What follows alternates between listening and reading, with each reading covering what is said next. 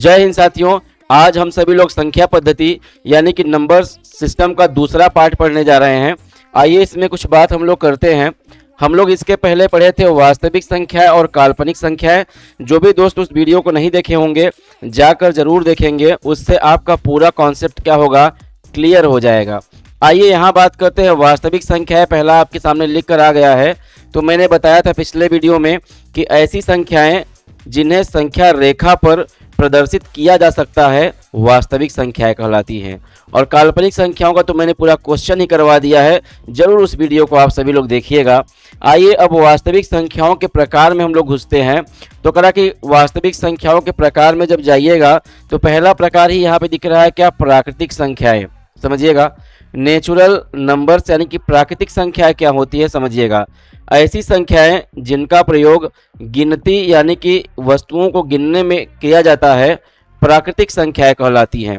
प्राकृतिक संख्याओं की शुरुआत होती है आपकी 1 से 1, 2, 3, 4, 5, 6, 7, 8, 9, 10 डॉट डॉट डॉट डॉट कहाँ तक जाएगा आपका, इनफाइनाइट तक। यानी कि प्राकृतिक संख्या में आपसे पूछेगा कि सबसे छोटी प्राकृतिक संख्या क्या होती है, तो आप बताएंगे क्या होती है, 1 होती है। सबसे बड़ी प्राकृतिक संख्या क्या होती है, इनफाइनाइट होती है। अगर ऑप्शन दिया रहेगा आपको कि निम्नलिखित में से सबसे बड़ी प्राकृतिक संख्या कौन है, तो जो बड़ी संख्या होगी उसका चुनाव आप लोग करेंगे, ठीक। लेकिन आपसे छोटी पूछेगा तो आप किसको बताएंगे, 1 को बता देंगे, ठीक है। ये रहा क्या आपका प्राकृतिक संख्याओं के बारे में। अब सुनिए आप लोग, प्राकृतिक संख्या क्या होती है, ऐसी संख्या जिनका प्रयोग गिनती में होता है प्राकृतिक संख्या कहलाती हैं।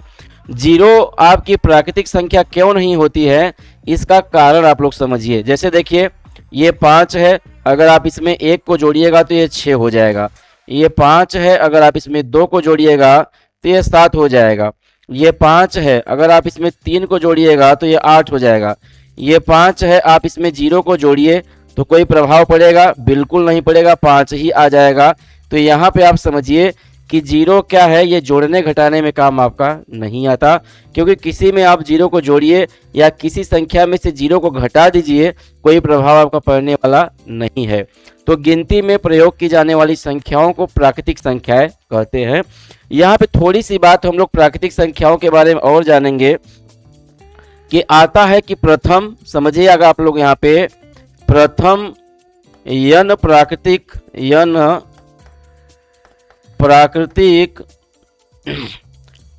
प्राकृतिक संख्याओं का योग, संख्याओं का योग आपसे पूछा जाता है कि पहली n प्राकृतिक संख्याओं का योग। मान लीजिए 10 प्राकृतिक संख्याएं, 20 प्राकृतिक संख्याएं, 30 प्राकृतिक संख्याएं, चाहे जितनी प्राकृतिक संख्याएं ले लीजिए, तो उनका योग आप लोग कैसे निकालते हैं समझिएगा। n और n + 1 अपान में क्या होता है, 2। ये क्या होता है, प्राकृतिक संख्याओं का योग निकालने का सूत्र होता है। अब यही प्रथम n प्राकृतिक संख्याओं का अगर आपसे पूछ लेगा औसत, क्या पूछेगा, औसत, तो आप बताएंगे, देखिएगा n, फिर इसके बगल में आप रखेंगे n + 1 अपान में 2 रखेंगे।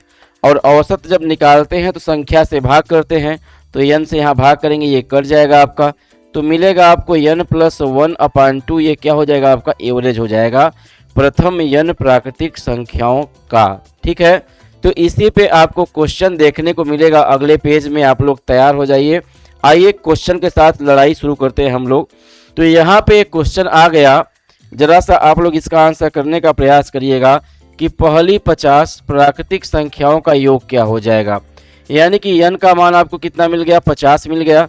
आपने योग का फार्मूला अभी अभी देखा है, क्या मिला था आपको, n + 1 अपान में क्या पाए थे आप, 2 पाए थे। तो n का मान कितना है, 50, और रखेंगे 50 और +1, और नीचे क्या होगा बेटा आपका 2 हो जाएगा। जब 2 से काटेंगे तो ये 25 बार में जाएगा, समझिएगा। तो यहाँ मिलेगा आपको 25 और यहाँ मिलेगा आपको 50 और 1 51। तो 25 1 का 25 में 5 हासिल कितना आएगा आपका, बताइए, 2 आ जाएगा। और 25 पंचे 125 में 2 जोड़ेंगे कितना आएगा, 127 आ जाएगा आपका। तो 1275 क्या हो जाएगा, इस प्रश्न का राइट आंसर हो जाएगा, जो ऑप्शन नंबर बी में आपको क्या किया गया है, दिया गया है। ये प्राकृतिक संख्या का क्वेश्चन आपने देखा। आइए आगे बात करते हैं। आगे आपको दिया गया है कि पहली 100 प्राकृतिक संख्याओं का औसत आपसे पूछ रहा है। मैंने औसत का फार्मूला आपको बताया, क्या बताया, n+1 में अपान में क्या 2। ये क्या होगा बेटा आपका औसत। प्रथम n प्राकृतिक संख्याओं का औसत यानी कि एवरेज हो जाता है। तो n का मान आप लोग देखेंगे कितना दिया गया आपको 100 और प्लस में 1 और नीचे क्या दिया गया आपको 2। तो आप देखिएगा हो जाएगा 101/2। तो आप सभी लोग देख पाए होंगे कि 101 का आधा कितना होता है 50.5, जो ऑप्शन नंबर किस में दिया गया है आपको सी में दिया गया है। आशा करता हूं कि आप सभी लोग मेरी बात आराम से समझ पा रहे होंगे। आइए आगे बात करते हैं। आगे क्या करा है कि पूर्ण संख्याएं क्या होती है, होल नंबर्स क्या होते हैं। अगर प्राकृतिक संख्याओं के श्रेणी यानी कि सीरीज में जीरो को भी पहले जोड़ दिया जाएगा तो इस तरह से बनने वाली संख्याओं के समूह को संपूर्ण संख्या यानी कि होल नंबर कहते हैं। यानी कि प्राकृतिक संख्या आपका 1, आप देखे हैं 2, 3, 4, 5, 6, 7, 8, 9, देखिएगा 10 डॉट डॉट डॉट इनफाइनाइट। अगर इसी सीरीज में हम जीरो को भी रख दे तो इसको बोलते हैं होल नंबर यानी कि पूर्ण संख्याएं। पूर्ण संख्याओं का मतलब ये है कि सभी संख्याएं क्या हो गई आपके सामने यहाँ पे आ गई हैं। ठीक है। अब अगर आप यहाँ पे थोड़ा देखिएगा कि प्राकृतिक संख्याएं, अगर आप यहाँ पे लिखिए प्राकृतिक संख्याएं, प्राकृतिक संख्याओं की बात करें यहाँ पे तो आप देख पाएंगे ये है प्राकृतिक संख्याएं, देख पा रहे होंगे, और जीरो को शामिल कर लिया जाए तो हो जाएगा संपूर्ण संख्याएं। तो यहाँ एक बात आप ये कह पाएंगे, जो प्राकृतिक संख्याएं होती हैं, ध्यान दीजिएगा, जो प्राकृतिक संख्याएं होती हैं वो संपूर्ण संख्या में मिलती हैं, जबकि संपूर्ण संख्या आपकी प्राकृतिक संख्या में नहीं मिलती है। क्यों? क्योंकि इसमें जीरो शामिल नहीं होता है। आराम से समझने का प्रयास आप लोग करेंगे, क्योंकि इसमें जीरो क्या होता है, शामिल नहीं होता है। देखिए इसमें जीरो शामिल नहीं है, इसका मतलब कि संपूर्ण संख्याएं प्राकृतिक संख्याएं नहीं होती हैं, जबकि प्राकृतिक संख्याएं पूर्ण संख्याएं होती हैं।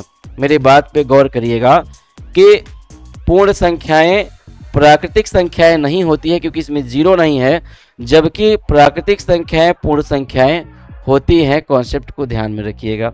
आगे अगर बढ़ें, थोड़ा सा यहाँ क्वेश्चन देखिए, सबसे छोटी पूर्ण संख्या कौन सी है। आपने देखा 0, 1, 2, 3, तो सबसे छोटी क्या है भैया आपका पूर्ण संख्या क्या हो जाएगा आपका 0 हो जाएगा। एकदम आराम से आप लोग आंसर समझ पा रहे होंगे। आगे बढ़ेंगे हम लोग। अगला क्वेश्चन देखिए, कह निम्न में से कौन सी संख्या पूर्ण संख्या नहीं है। पूर्ण संख्या कौन सी नहीं है, जरा ध्यान दीजिए। तो पूर्ण संख्या 0 भी है, 5 भी है, 12 भी है। कौन नहीं है? तो आप यहाँ से एक नोट लिखेंगे कि पूर्ण संख्याएं ध्यान दीजिए निगेटिव यानी कि ऋणात्मक नहीं होती है, निगेटिव नहीं होती हैं। ध्यान रखिएगा, निगेटिव नहीं होती हैं, इस बात पर पूरा गौर करिए। यानी कि ये आपकी जो है ऑप्शन नंबर सी जो आपका है -3 आपका पूर्ण संख्या नहीं होगी। पूर्ण संख्याएं हमेशा धनात्मक होती है, इस बात पे मेरी गौर करेंगे आप लोग।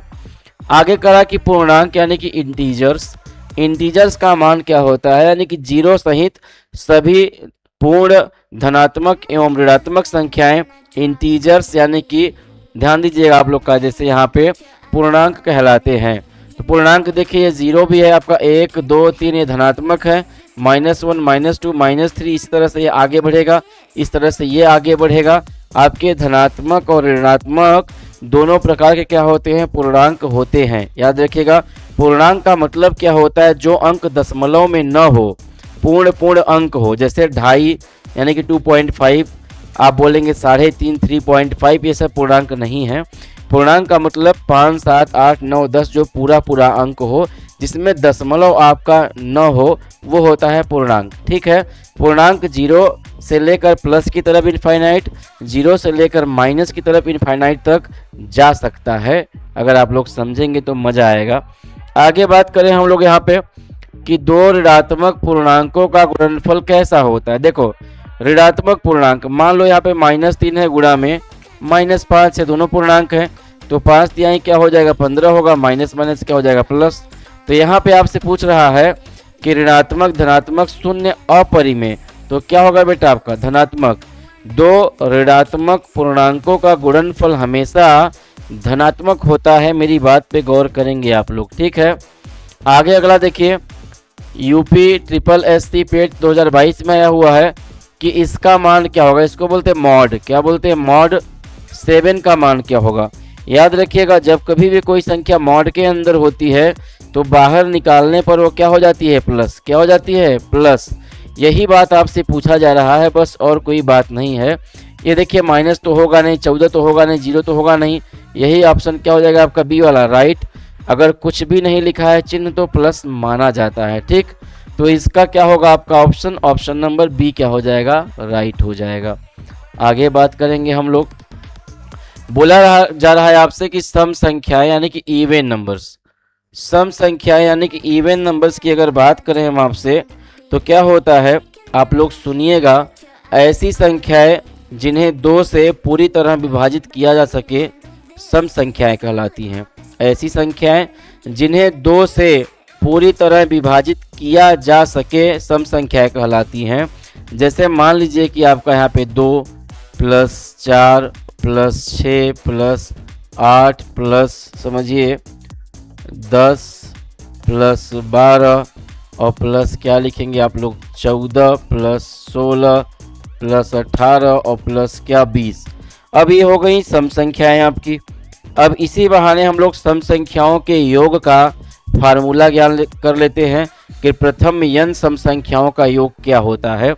अगर आप इसमें से 2 कॉमन ले लेंगे तो अंदर कितना बचेगा 1 + 2 और +3 और +4 और प्लस क्या बचेगा आपका 5 + 6 और +7 और +8 और प्लस क्या बचेगा 9 प्लस क्या बचेगा 10। समझिएगा, अब मैंने आपको बताया था कि ये हो गया आपका 2, समझिएगा 2।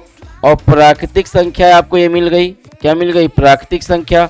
और प्राकृतिक संख्या का नियम मैंने आपको बताया था n + 1 अपान में क्या होता है आपका 2 होता है। तो ये 2 से 2 क्या हो जाएगा कट जाएगा, तो n और n + 1 क्या मिल जाएगा आपका प्रथम n सम संख्याओं का योग। और यही पूछेगा प्रथम n सम संख्याओं का औसत आप लोग बताइए। औसत तो लिखेंगे n + 1 अपान में क्या बेटा, जब n रखेंगे संख्या तो आपको क्या मिलेगा एवरेज, यानी कि n प्लस क्या मिल जाएगा आपका 1।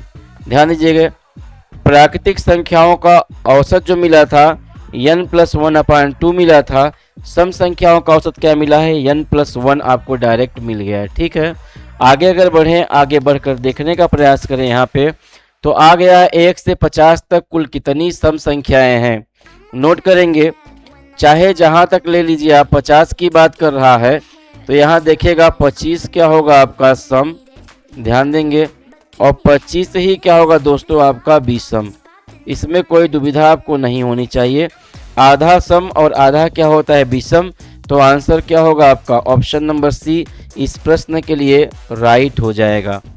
आगे बढ़ेंगे हम लोग, अगली बातें करेंगे कि पहली 20 सम संख्याओं का योग कितना होगा। मैंने अभी आपको सिखाया कि योग कितना होता है n और n + 1 होता है क्या सम संख्याओं का योग।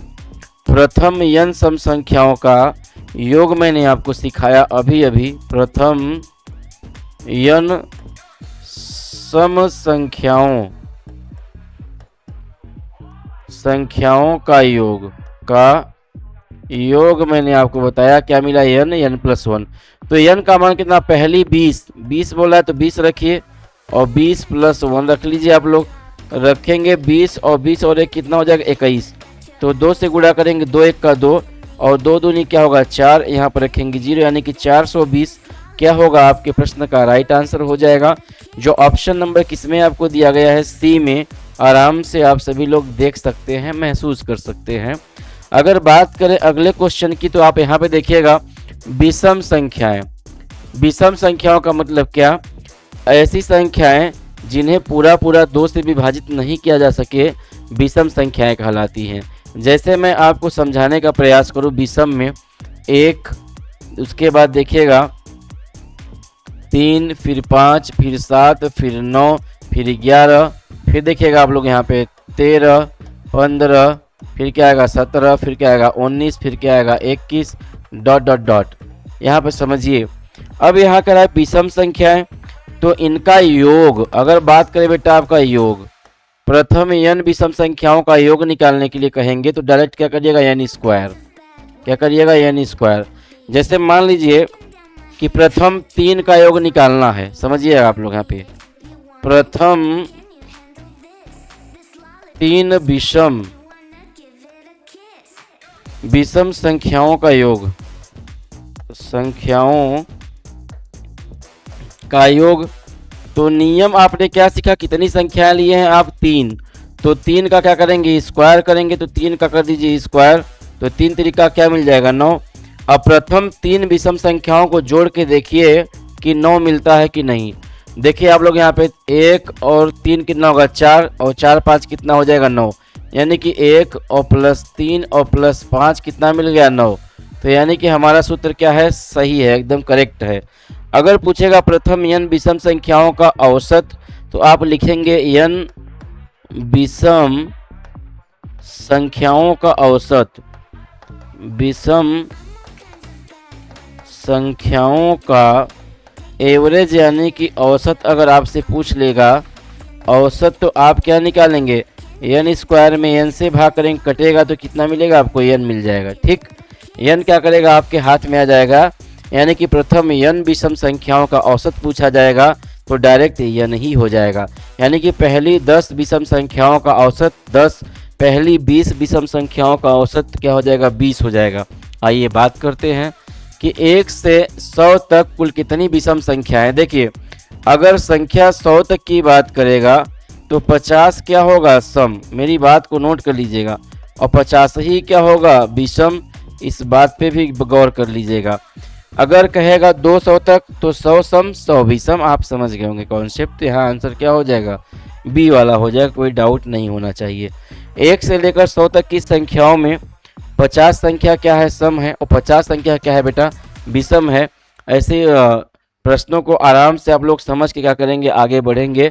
तो आज का वीडियो यहीं तक रहेगा, फिर मिलेंगे आपसे अगले नेक्स्ट वीडियो में। तब तक के लिए आप सभी शेर शेरनियों को जय हिंद।